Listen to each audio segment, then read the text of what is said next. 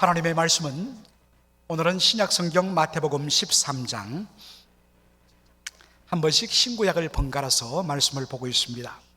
마태복음 13장, 예수님의 비유가 연속으로 나오는 13장의 거의 마지막 부분, 13장 44절로 46절까지 우리 세 구절을 한 목소리로 다 같이 읽도록 하겠습니다. 시작.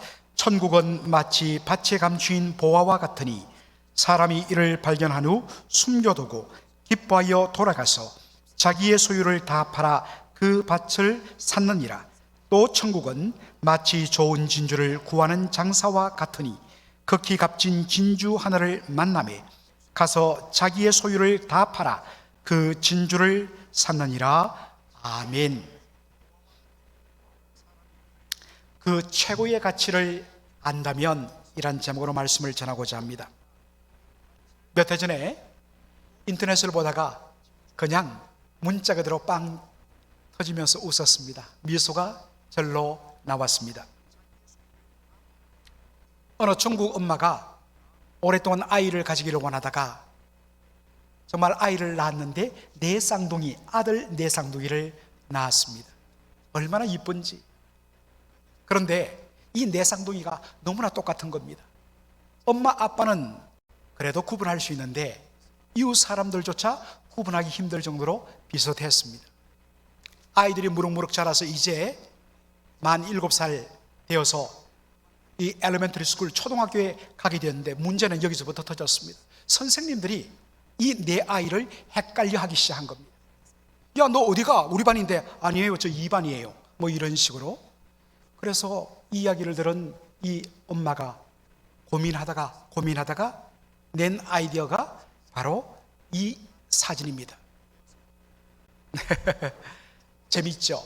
아이 머리카락을 이 바리깡, 이 기계로 이렇게 숫자를 새겨 넣었답니다. 물론 좀 짓궂기도 하지만은 이것이 단연코 화제가 되어서 전 세계에 화제를 일으켰습니다. 이렇게 머리카락 위에다가 숫자를 딱 새겨 넣으니까 구분이 딱 되는 겁니다. 그래서 선생님, 너 첫째구나, 너 둘째구나, 어떻게 알았지? 뭐 이렇게 하면 머리를 보고 하는 거죠. 이런 식으로 해서 한번 크게 웃었다고 합니다. 물론 시간이 지나니까 이제 선생님들도 반 친구들도 이 쌍둥이를 구별할 수 있게 되어서 이제 자연스럽게 머리를 길렀다고 합니다. 쌍둥이를 처음 보면 정말 비슷비슷해요. 그렇지 않은 쌍둥이들도 있습니다만 대개 일란성 쌍둥이들은 아주 닮았습니다. 그러나 자세히 보면 조금씩 차이가 나게 되죠. 오늘 본문 두 천국 비유가 나옵니다. 하나는 밭에 감추인 보화 비유고, 다른 한 비유는 값진 진주를 발견한 장사, 상인의 비유입니다. 성경학자들은 이 두 비유를 쌍둥이 비유, 트윈 패러블스라고 말합니다. 너무나 닮았다는 거죠. 농부, 장사라는 그 사람 인물만 다를 뿐 그 주제, 내용은 똑같이 닮았다는 것입니다. 그래서 쌍둥이 비유라고 말하는 것입니다. 그런데 여러분, 얼핏 보면 똑같아 보이지만 사실 자세히 살피면 그 강조점이 다르다는 것을 오늘 저와 여러분이 발견하게 될 것입니다. 먼저 살필 것은 밭에 감추인 보화 비유입니다. 마태복음 14장 44절 말씀. 천국은 마치 밭에 감추인 보화와 같으니 사람이 이를 발견한 후 숨겨두고 기뻐하여 돌아가서 자기의 소유를 다 팔아 그 밭을 샀느니라. 여러분, 지금도 이 팔레스타인 지역은 정말 전쟁터입니다. 늘 거기에는 분쟁이 있습니다. 그런데 이것은 지금으로부터 거의 5,000년 전, 4,000년 전에도 이 팔레스타인 지역은 남방 세력과 북방 세력이 만나서 싸우는 전쟁터가 되기 일쑤였습니다. 그래서 그곳 사람들은 전쟁이 났다면 보따리 싸고 피난 가는데 익숙해졌습니다. 어느 날 전쟁이 났다는 소문을 듣고서 정말 우리 여기에 6.25 때 피난 갔던 분들 계시죠? 바리바리 옷까지 또 이불까지 간단한 식재료 그렇게 싸고 짊어지고 떠나는데, 부자인 경우에는 정말 많은 검은 보화가 있습니다. 이걸 어떻게 할까? 돌고 갈 수도 없고. 그래서 정말 꼭 필요한 당장 써야 하는 것 몇 가지만 딱 챙겨놓고 나머지는 밤이 되기를 기다려갖고 아무도 보지 못하는 가운데 아버지가 밭으로 가서 땅을 파고 거기에다가 항아리를 넣고 거기에 집에 있는 모든 검은 보화를 가득 채우고 뚜껑 닫고 흙을 딱 덮어버립니다. 누가 보기에도 여기는 그냥 밭처럼 보이는 것입니다. 그리고 아침이 되어서 이제 피난을 떠났습니다. 그런데 그만 적군을 만나갖고 죽임당하는 경우가 많았습니다. 그리고 정말 그렇게 떠나서 정말 풍찬 노숙, 바람을 반찬 삼고 정말 이슬을 덮고 자는 그런 피난 생활이다 보니까 병에 걸려서 객지에서 객사는 경우도 많았다고 합니다. 더군다나 아버지와 아들이 함께 죽거나 아예 자신을 성계할, 상속할 아들이 없는 경우라면 이 밭은 어떻게 처리할 것인가? 그때 관습으로 그 사람이 속한 문중에서 문중공동기금으로 쓰기 위해서 이 밭을 처분하고 문중공동기금으로 사용했다는 것입니다. 그 누구도 이 밭에 보화가 감추어진 것을 몰랐습니다. 그 밭을 새로 산 사람도 몰랐습니다. 새로 산 사람은 많은 땅을 가진 부자입니다. 그래서 이 사람은 사람들을 모집해갖고 사람들에게 이 밭을 소작을 주었습니다. 몇 대 몇으로 당신이 얼마 먹고 얼마는 바쳐라. 그렇게 밭을 맡겼습니다. 어느 날 이 농부가, 소작농이 쟁기를 가지고 밭을 갈기 시작했습니다. 전쟁으로 인해서 수년간 방치되다 보니까 막 돌짝밭처럼 딱딱하게 굳은 겁니다. 그래서 파기 어려운 이 땅을 쟁기질을 하면서 파는데 한참 가는데 뭔가 딸그닥하는 소리가 들리는데 예사스러운 소리가 아니었습니다. 맑은 소리가 났습니다. 그래서 멈추고 손으로 흙을 헤치기 시작하는데 거기에 항아리 뚜껑이 보이기 시작합니다. 그래서 궁금증이 있어서 이게 뭘까 하고 계속적으로 흙을 파들어가기 시작하고 뚜껑을 열어보니까 세상에 거기에 번쩍번쩍 빛나는 검은 보화가 가득 들어있더라는 것입니다. 여러분, 오늘날 우리의 일반 상식으로는 이것을 어떻게 처리할까요? 1차적으로는 주인에게 달려갑니다. 그리고 주인에게 이 소식을 전합니다. 그러면 주인은 이 발견한 사람에 대해서 일정한 보상을 사례로 지불합니다. 일반적이죠. 우리가 지갑을 잃어버렸는데 거기에 큰 거금이 들었는데, 아니면 택시를 타고 다 가방을 내렸는데 거기에 정말 어떤 면에서는 거래를 위하여 지불할 어마어마한 액수가 있었는데 어떡하나 했는데 택시기사가 열어봤더니 아이고야, 거금이 있는 겁니다. 그래서 경찰에 신고하고 연결되어서 너무 고맙다고 해서 일정한 10에서 2%의 사례비를 지불하는 것이 보통입니다. 그런데 예수님의 비유에 노는 이 농부 소작농은 그렇지 않았습니다. 발견한 이 보화 항아리를 덮어버리고 집에 가서 정말 이 밭을 사기 위하여 자기의 전 재산, 여러분 가난한 소작농이 무슨 재산이 있겠습니까? 하여튼 팔 수 있는 것들, 심지어 자기 집도 팔고, 그리고 이웃들에게 돈을 빌리기 시작합니다. 사람들이 묻습니다. 아니 뭐 하려고? 저 밭 살려고요. 아니 저 돌짝밭 뭐 하려고 당신의 이 집을 다 팔아서 사느냐고. 묻지 마십시오. 빌려주십시오. 그렇게 해서 그 밭을 샀다는 내용입니다. 여러분, 이 비유를 읽다 보면 우리는 마음이 불편합니다. 왜냐하면 이 농부의 행동이 비윤리적이기 때문입니다. 더군다나 우리의 마음에 불편한 것은, 아니 어떻게 예수님께서 하고 많은 비유 중에, 하고 많은 이야기 중에 이런 비윤리적인 농부를 예로 들 수 있어? 그런 마음이 여러분 날 것입니다. 저도 참 한동안 성경을 읽을 때마다, 이 비유를 읽을 때마다 늘 마음이 참 왠지 불편했습니다. 그런데 여러분, 우리가 이것을 아셔야 됩니다.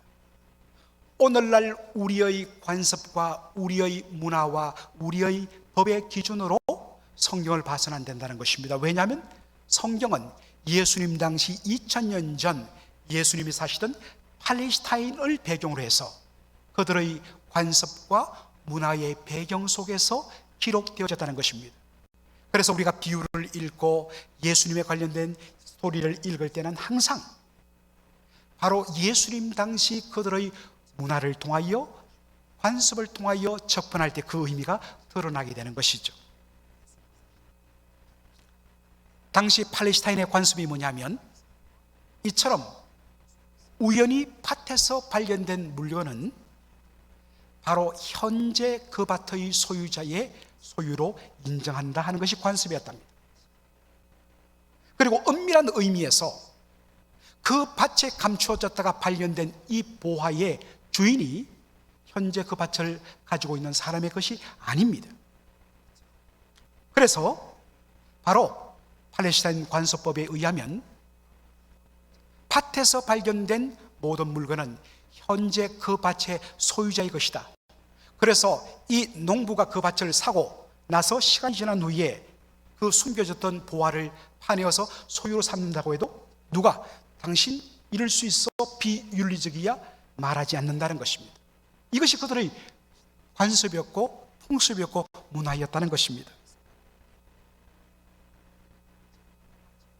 자, 그렇다면 예수님께서 비유에서 가리키시는, 말씀하시는 밭에 감추인 보화는 무엇을, 누구를 가리킬까 하는 것입니다. 베드로전서 2장 7절로 8절에 보면 사도 베드로가 이 보화, 보배는 바로 예수님이심을 가리킵니다. 그러므로 믿는 너희에게는 보배이나 믿지 아니하는 자에게는 건축자들의 버린 그 돌이 모퉁이의 머릿돌이 되고 또한 부딪히는 돌과 거칠은 반석이 되었다 하느니라. 베드로는 예수님을 누구라고 묘사하냐면 예수님, 그는 보배이시다, 보화이시다 라고 이야기합니다. 그런데 문제는 오늘 이 베드로전서 2장 7절로 8절을 보면 모든 사람들이 한결같이 그렇습니다, 예수님은 보배이십니다 라고 말하지 않는다는 것입니다. 오직 누구에게만요? 믿는 너희들에게는 예수님은 보배란 것입니다. 그러나 믿지 않는 사람들에게는 뭐냐? 예수님은 건축자들의 버린 돌이라. 여러분들, 건축자들이요, 웬만하게 울퉁불퉁한 돌들도 정으로 쳐서 모양을 만들어서 구멍을 막는 데까지 다 씁니다. 버리는 법이 없습니다. 그런데 오죽 못났으면, 오죽 쓸모가 없으면 건축자가 아이고 이것은 쓸데가 없다 해서 버리겠습니까? 믿지 않는 자들은 예수님은 마치 건축자들이 못 쓰겠다고 버린 돌과 같다는 것입니다. 모든 사람이 예수님을 보배로 인정하지 않는다는 것입니다. 처음 아프리카에 간 선교사들이 보고 놀란 것이 있습니다. 그것은 아프리카 원주민들이 다이아몬드에 대해서 별다른 생각을 안 가지더라는 것입니다. 원주민들에게 있어서 그 당시에 다이아몬드는 그냥 색깔이 다른 돌에 불과했습니다. 그렇죠. 그런데 서양 선교사들에게는 너무나 금보다 더 비싼 값진 보석이 뭐냐? 다이아몬드입니다. 바로 이것입니다. 예수님 분명히 보배이신데, 그런데 예수님은 밭에 감추인 보화입니다. 여러분, 우리 여러분 옆에, 그리고 문 열고 나가는데 차 타고 가는데 여러분 그 앞에 번쩍번쩍 보석이 있으면 어떡하겠습니까? 여러분 당장 취하죠. 그런데 감추어 있기 때문에 그것을 발견하지 못하는 것입니다. 아무도 예수님을 자신의 전 존재 모든 것을 다 팔고서도 그렇게 맞받고도 좋을 만한 보배로 여기지는 않는다는 것입니다. 바로 이것 때문에 예수님을 뭐라고 표현하냐? 그분은 밭에 감추인 보화다. 사실 저와 여러분도 처음 예수님 믿기 전에는, 알기 전에는 예수님에 대해서, 그분의 복음에 대해서 대수롭지 않게 여겼습니다. 어떤 분이 예수님이 하나님의 아들이신데요, 그분이 우리를 위하여 이 땅에 오시고 십자가에서 피 흘려 우리를 죄와 사망에서 구원해 주셨어요. 이 예수님 믿으면 구원받아요. 무슨 헛소리 하노? 누구를 믿어? 내 주먹을 믿지. 비아냥거리고 복음 전하는 사람을 우리는 무시하고 그랬던 저와 여러분이었습니다. 그런데 어느 날 성령이 임하셨습니다. 내가 원한 것도 아닌데 찾아오셨고 나의 영혼을 거듭나게 하셨고 내 영안을 열어주셨고 믿음 주셨습니다. 영안이 열리는 순간, 그전까지는 이만하면 괜찮은 자신이라고 자부했는데 영안이 열리는 순간 먹보다도 더 금은 죄로 가득 찬 내 자신을 발견했습니다. 그리고 나 같은 이 죄인을 살리기 위해서 하나님, 당신의 아들 보내셨고 예수님 기꺼이 십자가에서 우리를 대신하여 피 흘려 죽으심으로 나 같은 죄인 살리셨다는 것, 그래서 아버지께로 갈 유일한 길은 오직 예수 그리스도 그분밖에 없다는 이 사실을 발견하며 예수님이 이제 나의 보배십니다. 나의 생명을 살리신 그 예수님, 그분을 위하여 나의 모든 것 다 버리고 다 포기해도 주님, 저는 아깝지 않습니다. 저와 여러분이 그렇게 눈물 흘리며 고백했던 때가 있지 않습니까? 저도 그런 때가 있었습니다. 대학 1학년 때 이 고난 주간 시즌에 정말 예수님의 그 고난을 묵상하는데 놀라운 은혜를 받았습니다. 그래서 한 달 내내 울면서 불렀던 찬송이 저와 여러분이 조금 전에 불렀던 찬송가 102장입니다. 많은 성도들이, 한국 성도들이 가장 좋아하는 찬송가 베스트 5 안에 들어가는 찬송입니다. 1절 보시면 주 예수보다도 귀한 것은 없네. 이 세상 부귀와 바꿀 수 없네. 어떻게 이렇게 고백할 수 있는가? 이것은 오직 믿는 자만이, 아니 성령의 은혜에서 예수님을 믿게 된 자만이 고백할 수 있는 고백입니다. 그 사람에게만 보배입니다. 왜 그러냐? 그분은 영죽을 나 대신 돌아가신 그 놀라운 사랑 잊지 못하기 때문에, 그 사랑에 대한 감격 때문에 마지막 고백이 뭡니까? 세상 즐거움 다 버리고 세상 자랑 다 버리고 오직 예수 그 한 분만 귀하게 여기며 그분을 위해서 살겠다는 고백을 우리가 하게 되는 것입니다. 누가 이런 고백을 할 수 있습니까? 바로 예수님이 보배임을 발견한 사람만이 할 수 있는 고백입니다. 여러분, 첫사랑의 감격이 있었을 것입니다. 그때는 정말 예수님만 생각해도 눈물 흘리고 예수님 그분을 위해서 내 모든 것 다 들여도 아깝지 않다고 했던 그 첫사랑의 기억들이 있을 것입니다. 다시 회복해야 합니다. 다시 예수님이 나의 최고의 보화십니다. 고백하는 그러한 은혜의 회복이 있는 이 시간 되기를 소원합니다. 밭에 감추인 보화 다음 비유 다음에 나오는 것이 무엇입니까? 극히 값진 진주를 발견하고 그 진주를 사기 위하여, 여러분 이 장사는 누굽니까? 보석 장사입니다. 얼마나 많은 보석이 자기 가게에 있겠습니까?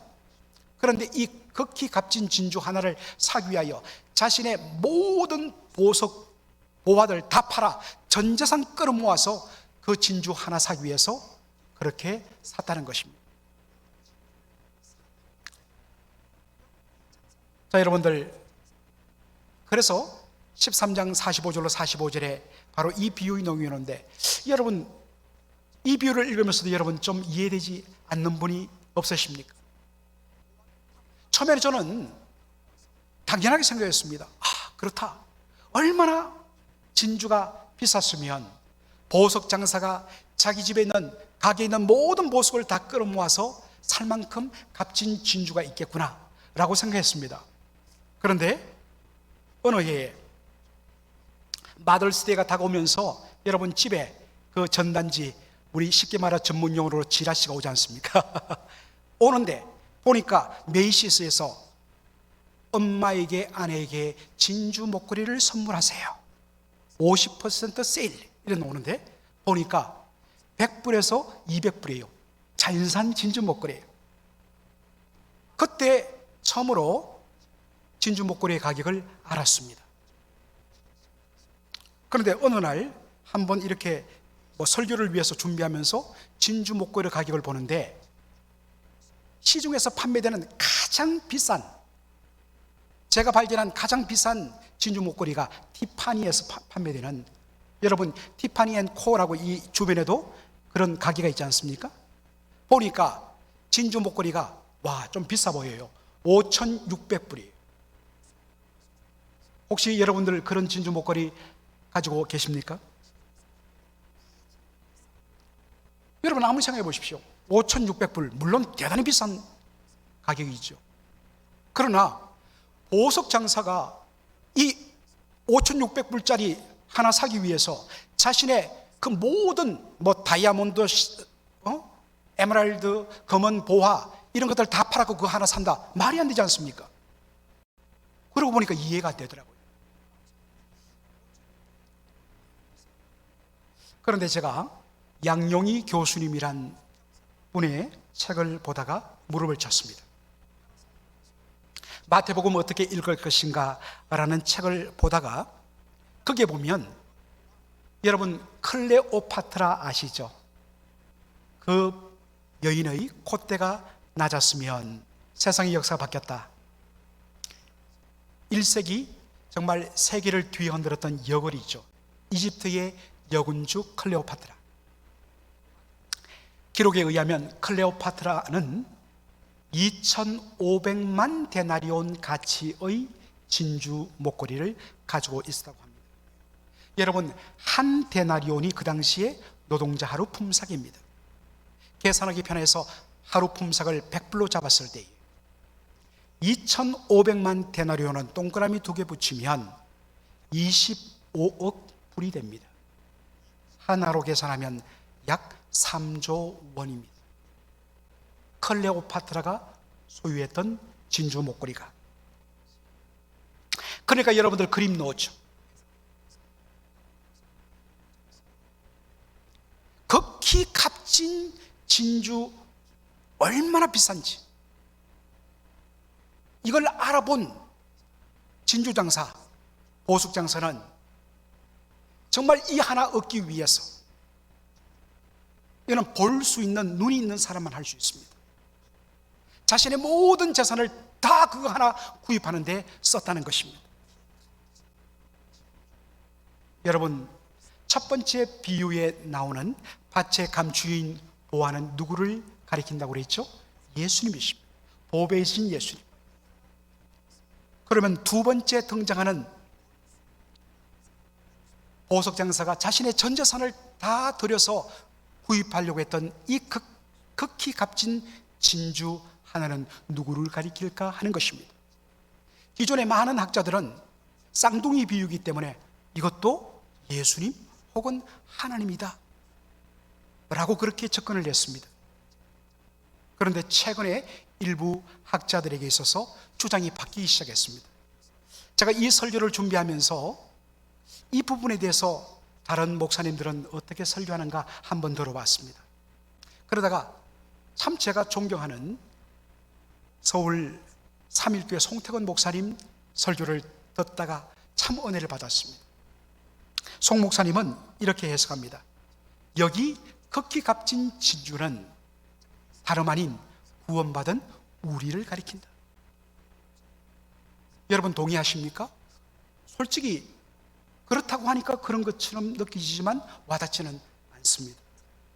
그런데 송 목사님은 그 근거로 요한계시록 21장 21절을 들었습니다. 그 12문은 12진주니 문마다 한 진주요 하늘에서 내려오는 거룩한 성 예루살렘, 그 예루살렘 성에 12문이 있는데, 물론 환상 가운데 보인 것입니다.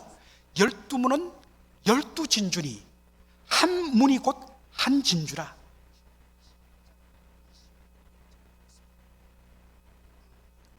그렇다면 12문 12진주는 무엇인가? 요한계시록은 성경이 성경을 해석하는 방법을 취합니다. 그래서 요한계시록 21장 12절에 보면 해석이 나옵니다.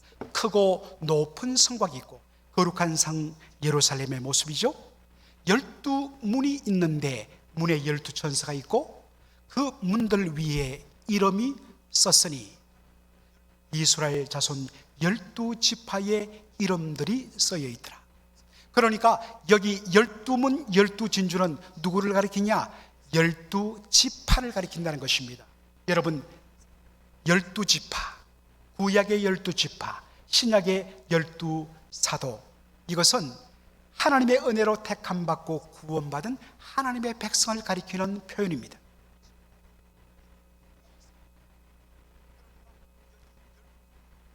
최종적으로 임하는 하나님 나라의 모습, 그것을 12문 12진주로 표현했습니다. 이것은 장차 우리 주님 이 땅에 오실 때 영광스럽게 변화된 성도의 영광스러움과 아름다움을 묘사하기 위해서 진주로 그렇게 묘사한 것입니다.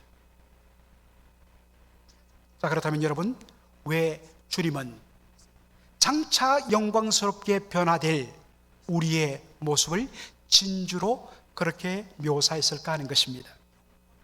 여러분, 진주가 어떻게 만들어집니까? 여러분 많이 들어보셨을 것입니다. 조개가 30년 심지어 100년간 물속에 있다고 해서 열어보면 진주가 있는 것은 아닙니다.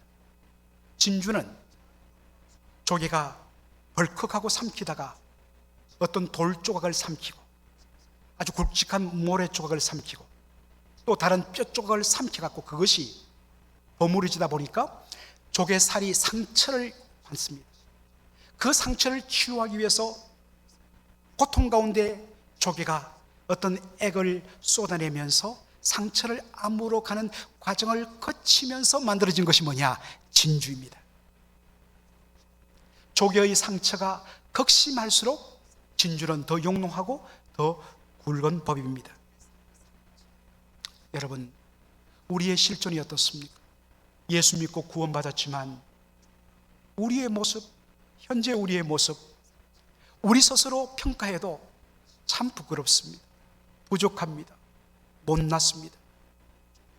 주님께서는 우리에게 믿음으로 너는 의롭게 되었다, 너는 의인이라고 이야기하는데 저는 주님의 그러한 말씀을 받을 자격이 없는 너무나 부끄러운 자입니다. 우리 스스로 고백합니다. 또한 우리가 살아가면서 얼마나 우리가 많은 문제투성이가 있습니까? 얼마나 많은 상처를 주고받으면서 상처로 우리의 영혼과 몸이 그렇게 흉터가 있는지, 또한 남들은 겪지 않는 그 고통을 하나님 왜 하필이면 저에게 와임이 하는 그런 고통들이 이해되지 못하는 수많은 고통으로 정말 점철되는 삶을 살고 있습니다. 그런데 놀라운 것은 주님께서는 이 모든 우리의 아픔과 고통과 못남과 상처를 사용하셔서 마침내 영롱하고 아름다운 영광스러운 진주로 우리를 만들어 가고 계신다는 것입니다. 그래서 우리를 주님은 진주라고 표현하는 것입니다. 진주 장사는 이 극히 값진 진주 하나를 얻기 위하여 자신의 모든 것을 팔았습니다. 이 진주 장사가 누구냐? 예수님입니다. 예수님은 우리 한 사람 한 사람을 앞으로 장차 영롱하게 변화될 가장 값진 영광스러운 진주로 보시면서 당신을 내어주시고 십자가에 내어주시고 자기의 모든 것을 다 깨뜨려 피 흘려 자기 피로 저와 여러분을 값주고 사셔서 구원하시고 하나님 백성 삼으셨다는 것입니다. 이것이 저와 여러분의 현재 주소입니다. 이것을 통하여 우리는 예수님이 자신의 생명을 다 내어줘도 아깝지 않을 존귀한 존재임이 증명된 것입니다. 여러분, 우리가 종종 하죠. 이 물건 새로 산 걸 보고 얼마짜리예요? 저 같은 남자들은 가방이 다 거기서 거기지 물건 사면 우리는 그냥 그 트레이더조에서 주는 종이 박스 그게 제일 좋습니다. 그런데 여자분들은 알아요. 딱 보면 와, 저건 뭐다, 얼마짜리야? 그래서 얼마짜리 묻습니다. 여러분, 저와 여러분은 얼마짜리일까요? 어떤 분이 이야기했죠. 우리는 예수님짜리입니다. 왜냐하면 예수님이 남들 보기에는 아무렇지도 않고 시시해 보이고 눈길조차 안 주는 못난 존재인데, 예수님에게는 당신의 전 존재를 팔아갖고 사고도 아깝지 않은 너무나 존귀한 존재입니다. 그래서 여러분은 예수님짜리입니다. 여러분 존재를 존귀하게 여겨야 돼요. 내가 얼마나 존귀한 값진 진주 같은 보석임을 알 때에 우리의 삶이 달라집니다. 내가 어떤 존재인데 내가 이렇게 살아서는 안 되지, 내가 이렇게 말해서는 안 되지. 우리의 말과 우리의 행동과 눈빛과 삶의 초점이 달라질 수밖에 없습니다. 내가 누군지를 알면. 그런데 내가 얼마나 가치 있고 존귀한 존재인지를 모르기 때문에 우리가 막 사는 거예요. 그래서 고린도후서 6장 19절로 20절에 바울은 우리에게 이렇게 도전합니다. 너희 몸은 너희가 하나님께로부터 받은 바 너희 가운데 계신 성령의 전인 줄을 알지 못하느냐. 너희는 너희의 것이 아니라 값으로 산 것이 되었으니, 하나님의 아들 독생자 예수 그리스도의 피로 값주고 산 것이 되었으니, 아들의 생명을 맞바꾸고 산 존재가 되었으니, 그러니 너희들이 함부로 살아서는 안 된다. 그러므로 너희 몸으로 하나님께 영광을 돌리라. 여러분, 이것이 우리의 부름입니다. 어떻게 살 것인가? 내가 어떤 존재인가? 주님이 나를 어떠한 존재로 여기는가? 세상 사람 몰라줘도, 세상 사람 앞에는 시시한 존재라도 나는 예수님 짤이다.